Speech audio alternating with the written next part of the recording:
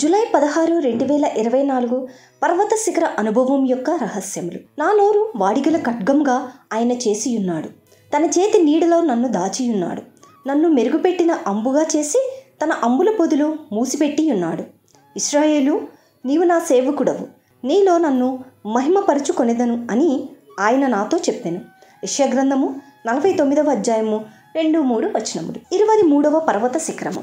1వ వచనంలో, తల్లి గర్భంలో ఉండగానే పిలిచి ప్రభువు మనల్ని ఏర్పరచుకొనెనని ఇర్మియా గ్రంథము 1వ అధ్యాయము 5వ వచనంలో, గలతీ పత్రిక 1వ అధ్యాయము 15వ వచనంలో వ్రాయబడి ఉన్నది. నీవు ధనికుల కుటుంబంలో కానీ దరిద్రుల కుటుంబంలో కానీ పుట్టినను పర్వాలేదు, పుట్టక మునిపే దేవుని పిల్లలుగా మనం ఏర్పరచుకొనబడి ఉన్నాము.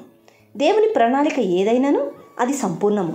మనం ఆయనకు సేవకులంగా ఉండవలెనని ఆయన కోరుచున్నాడు.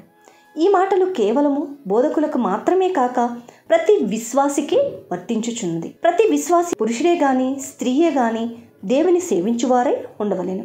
ఎందుకనగా మనలో ప్రతి ఒక్కరము ఆయన కొరకేదో కొంత చేయుటకు ఏర్పరచుకొనబడి ఉన్నాము. కష్టంలో ఉన్న వారిని ఆదరించుటకు, ఆపదలో ఉన్న వారిని రక్షించుటకు దేవుడు మనలను తన నోటిగా వాడుకొనగలడని మనము విశ్వసించిన ఎడల దేవుని వాక్యమించుటకు దేవుడు మనలో ప్రతి ఒక్కరిని వాడుకొనగలడు.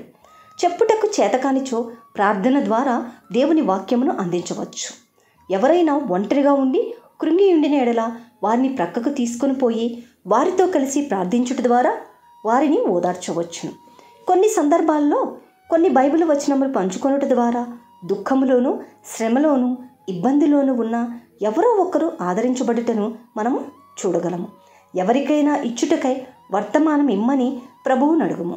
అట్లు నీవు ఆయనకు నోరుగా ఉండగలవు. విశ్వాసి యొక్క మాటలు దేవుని హస్తములో ఉన్న మెరుగుపెట్టిన అంబుగా ఉండి నేరుగా గురిని తాకినవిగా ఉండును. మన మాటలు ఆ రీతిగా ఉండవలేను. వ్యర్థమైన మాటలను మనము పలుకుందుము గాక. మనము ఆయా స్థలములకు వెళ్ళినప్పుడు సాక్ష్య రూపమున దేవుని మాటలను పంచుకొనవలెను. ఆయన సన్నిధిలోనికి పోవునప్పుడల్లా, ప్రభువా, నేను నీ సేవకుడను, ఇతరుల కొరకు ప్రార్థించుటకైనా, నిన్ను గూర్చి సాక్ష్యమిచ్చుటకైనా, ఆదరించి బలపరచుటకైనా నేను వాడబడినట్లు నాకు బోధించుము అని ప్రార్థించుచుండవలెను. నిన్ను ఏర్పరచుకున్నది దీనికోసమే.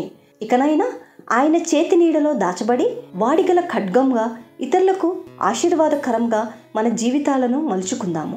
ఆమెన్. Praise the lord.